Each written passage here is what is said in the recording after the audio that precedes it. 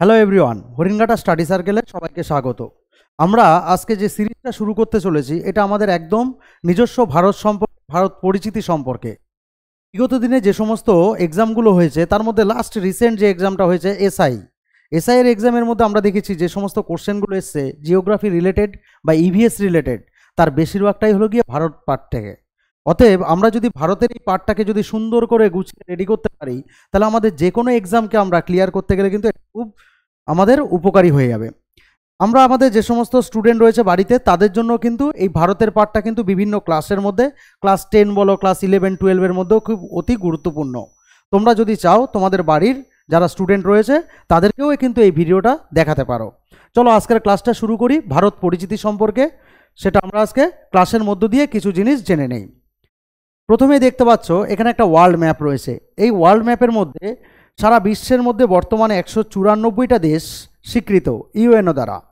তার মধ্যে ভারত, যেটা কিনা একটা ভীষণভাবে গুরুত্বপূর্ণ একটা পৃথিবীর মধ্যে গুরুত্বপূর্ণ একটা দেশ, যা আয়তনের দিক থেকে তোমরা যদি বলো সেটা পৃথিবীর মধ্যে 7ম স্থান অধিকার করে আছে।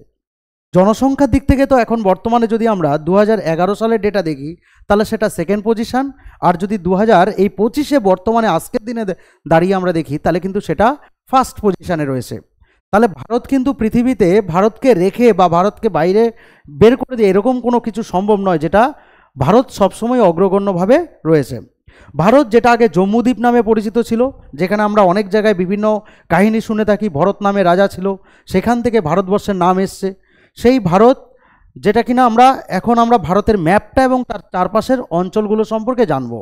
ওয়ার্ল্ড ম্যাপ যদি আমরা টোটাল 100% ধরে থাকি, যে 100% পৃথিবীর মধ্যে হলো গিয়ে জায়গা রয়েছে ওয়ার্ল্ড ম্যাপের সমস্ত দেশ মিলিয়ে, তার মধ্যে 2.4% হলো গিয়ে আমাদের ভারতবর্ষের জায়গা।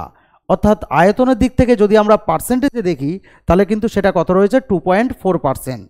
আবার এটাকেই যদি আমরা আয়তনের দিক থেকে আমরা যদি ক্ষেত্রমানের দিকে চলে আসি তাহলে সেটা কত হবে, 32,87,263 বর্গ কিমি একটা জায়গা। তাহলে এত লক্ষ বর্গ কিমি একটা জায়গা হলো গিয়ে আমাদের ভারতবর্ষের। যদিও ভারতবর্ষের কিছু জায়গা, যেহেতু 1947 সালে একটা বিরাট বড় ভারতবর্ষ ভেঙে কয়েকটা টুকরো হয়ে যায়, তার পরবর্তী সময় আমরা দেখি পাকিস্তান আমাদের কিছু জায়গা, এখানে কাশ্মীরের এই অঞ্চলটা যেখানে রয়েছে সেখানটায় দখল করে রেখেছে। আবার কিছুটা জায়গা আমাদের এখানে যে চায়নার সঙ্গে কিছুটা জায়গা দখলকৃত আছে, যেটাকে আমরা পিওকে বলি, যেটাকে আমরা এলওসি বা এলএসি বলি, এই সমস্ত জায়গাগুলো রয়েছে। তাকে যদি বাদ দিয়েও আমরা দেখি তাতেও কিন্তু আমাদের ভারতবর্ষের আয়তন প্রায় 31 লক্ষ সামথিং এরিয়া নিয়ে একটা বিরাট বড় দেশ সেখানে অবস্থিত। আমরা আজকে ভারতবর্ষের প্রাথমিক কিছু জিনিস জেনে নেব। প্রাথমিক জিনিসের মধ্যে কি পড়ছে, আমাদের ভারতবর্ষের চারপাশে যে সমস্ত দেশগুলো রয়েছে সেগুলো আমরা আমাদের পরবর্তী ভিডিওর মধ্যে আনবো। আজকে আমরা শুধু ভারত নিয়ে আলোচনা করব।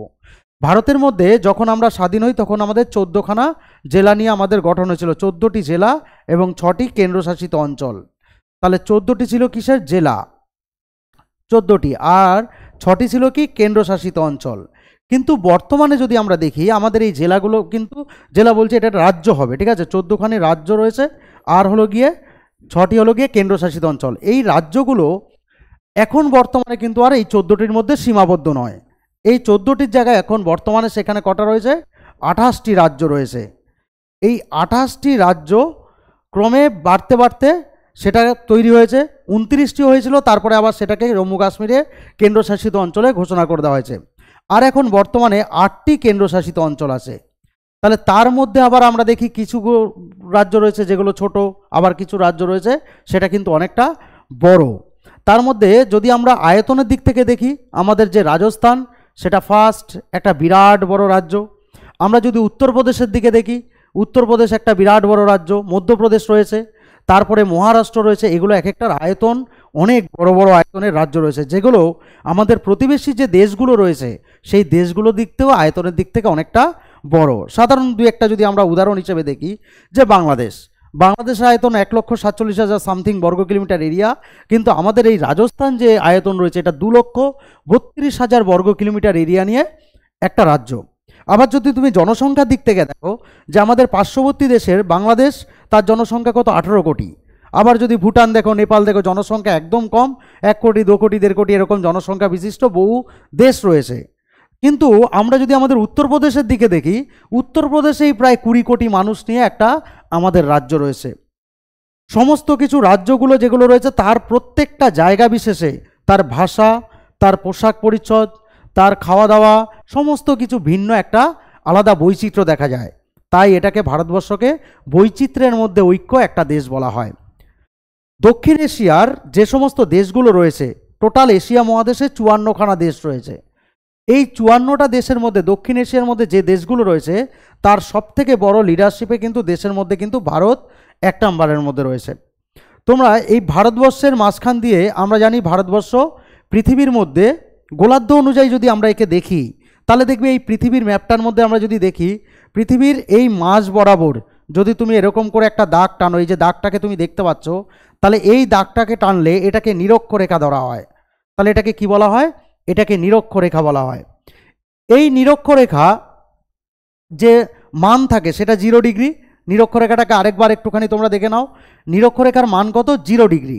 এই 0 ডিগ্রির ওপরে কিন্তু ভারতবর্ষ দেখো এইখানটায় দাঁড়িয়ে আছে। তাহলে ভারতবর্ষ কোন গোলার্ধে রয়েছে? এটা হলো সম্পূর্ণ উত্তর গোলার্ধের একটা দেশ।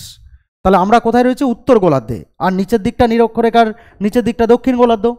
আবার তুমি যদি এইখানটার মধ্যে দেখো, এই মাঝ বরাবর যদি পৃথিবীর মধ্যে এরকম করে দাগ টানো, অর্থাৎ মূল মধ্যরেখা যাকে বলা হয়, যার মান 0 ডিগ্রি, যেটা আফ্রিকা মহাদেশের ওপর দিয়ে গেছে ধরো, তাহলে আমরা কোন দিকে রয়েছি? আমরা পূর্ব দিকে রয়েছি, অর্থাৎ আমরা সম্পূর্ণভাবে পূর্ব গোলার্ধের একটা দেশ।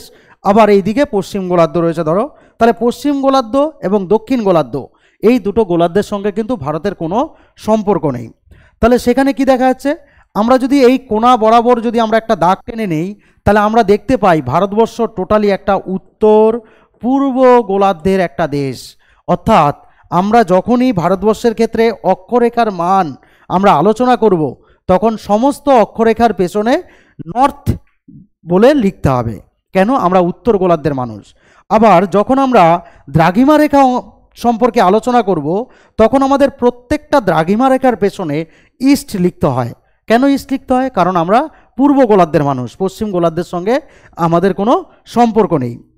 তাহলে নেক্সট আমরা একটু দেখে নিই আমাদের গোলার্ধগতভাবে বা অক্ষাংশগত দ্রাঘিমাগতভাবে আমরা কোন দিকে রয়েছি। আমরা যদি দ্রাঘিমার বন্টনটা দেখি, আমাদের একেবারে গুজরাট যে এরিয়াটা রয়েছে ধরো, এই গুজরাট এরিয়ার একদম লাস্ট যে জায়গাটা 68 ডিগ্রি 07 মিনিট, এই 68 ডিগ্রি 07 মিনিট এটাকে আমরা পশ্চিম বলি, কিন্তু তার পেছনে আমরা কি লিখি? ইস্ট। কেন লিখি? কারণ আমরা পূর্ব গোলার্ধে অবস্থিত একটা দেশ। তাহলে এই ইস্ট বলে 68 ডিগ্রি 07 মিনিট এটা যে জায়গাটা রয়েছে গুজরাটের গোহারমুটা, এটা হলো কি আমাদের লাস্ট পশ্চিমতম বিন্দু।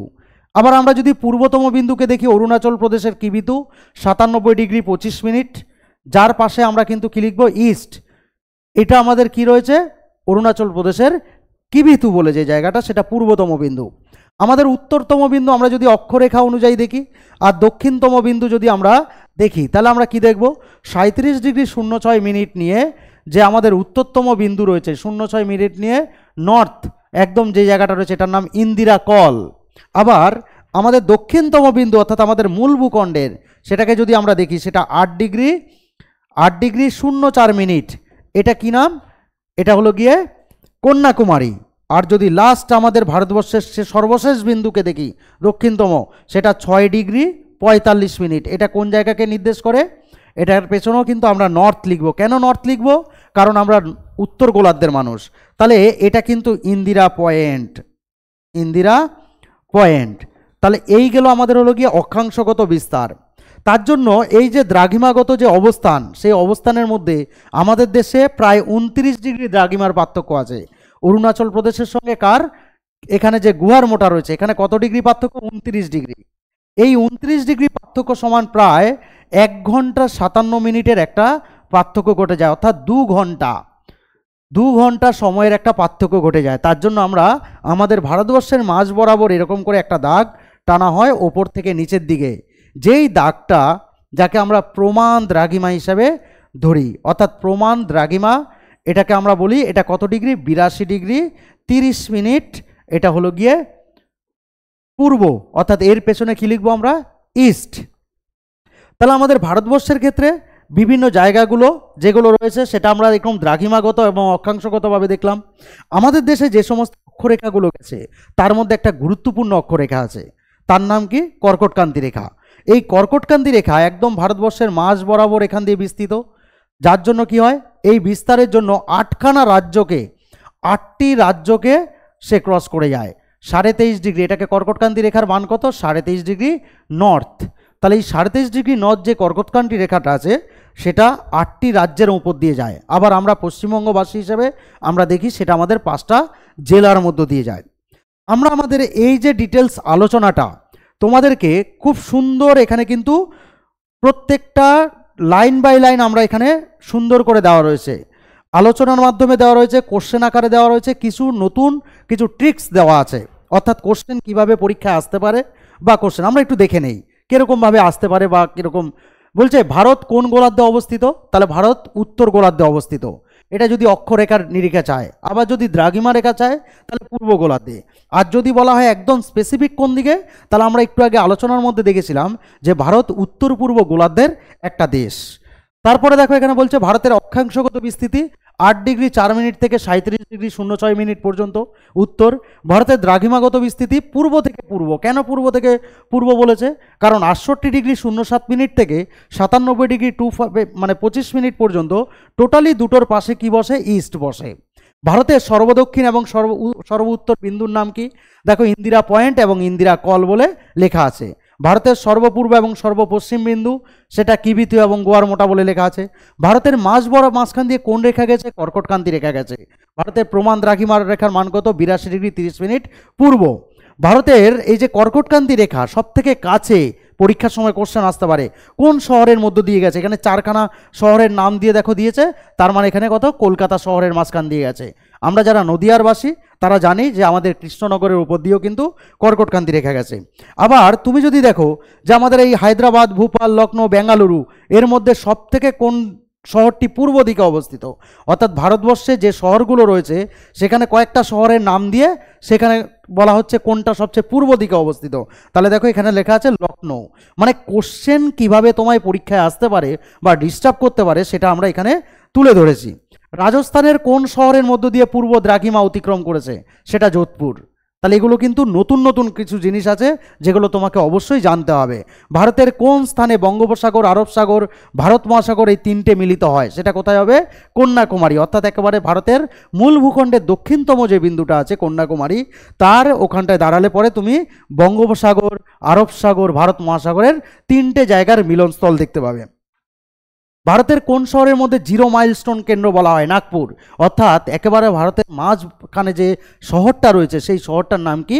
নাগপুর শহর। এরকম করে আমরা কিন্তু আরও দুটো পেজের মধ্যে রেখেছি যেগুলো আমরা একটু আগে আলোচনা করেছিলাম, যে ভারত উপমহাদেশে কোন দেশের অন্তর্ভুক্ত রয়েছে? এখানে ভারত, পাকিস্তান, নেপাল, ভুটান, বাংলাদেশ, এরকম কতগুলো দেশ। আয়তনের ভিত্তিতে ভারতের স্থান কত? 7ম স্থান। ভারতের ক্ষেত্রফলে 2.42%। বিশ্বের জনসংখ্যা নিরিখে ভারতে কত শতাংশ মানুষ বাস করে?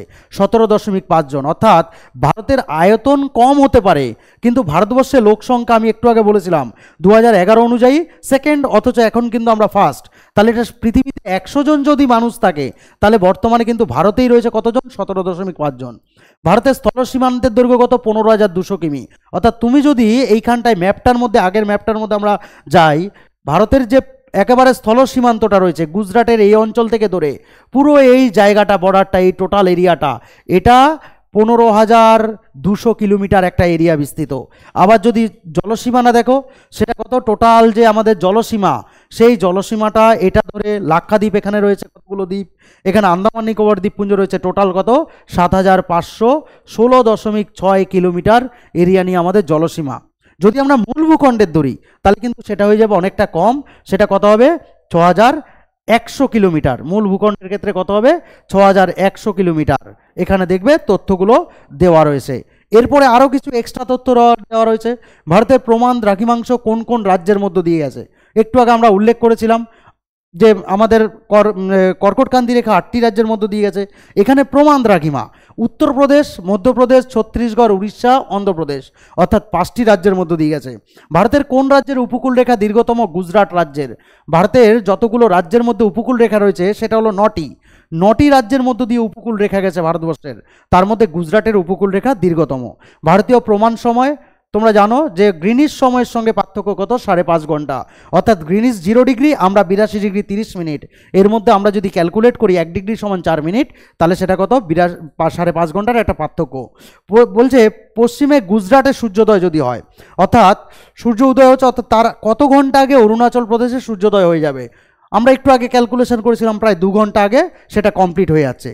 এরকম করে তোমাদেরকে কিন্তু ট্রিক্স ওয়াইজ এখানে প্রত্যেকটা জিনিস আলোচনা করা হয়েছে।